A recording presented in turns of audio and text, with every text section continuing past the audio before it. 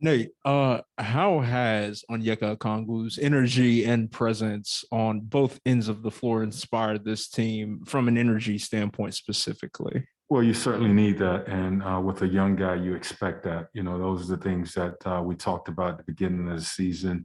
And really, when he was about to return, he asked a ton of questions. And one of the questions was, what can I do? What do I need to do? And that's the thing that we need from him, is to bring that energy, that youthful energy. He started that last season, was really excited to get him back and get him back out on the floor, because that's something that he can bring. And he's done a solid job of that.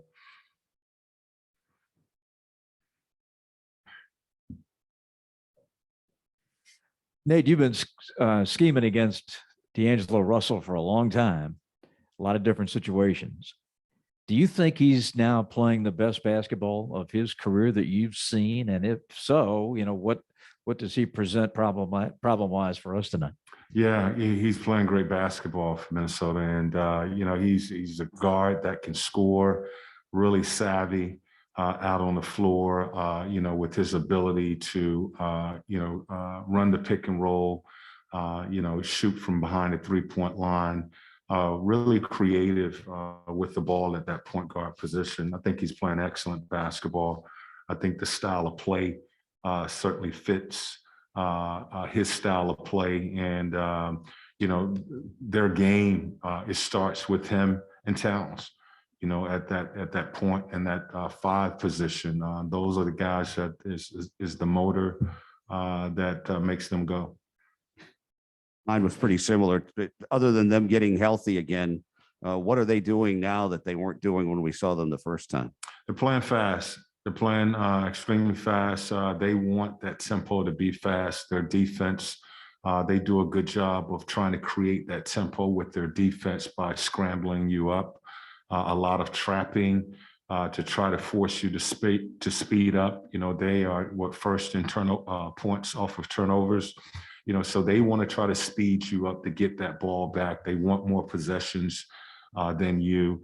They are playing the analytical game where they want to attack the rim or shoot threes, and they are doing both well. So it starts with controlling the basketball. It really starts with your offense.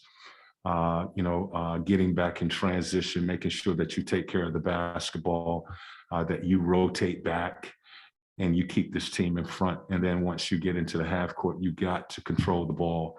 If they are breaking you down and you're sending help, having to send a lot of help, they're doing a good job of spreading the floor and, shooting the three ball. Sorry to ask you something you probably talked about a few hours ago, but can you update us on Clint and what is he able to do now? How close was he today?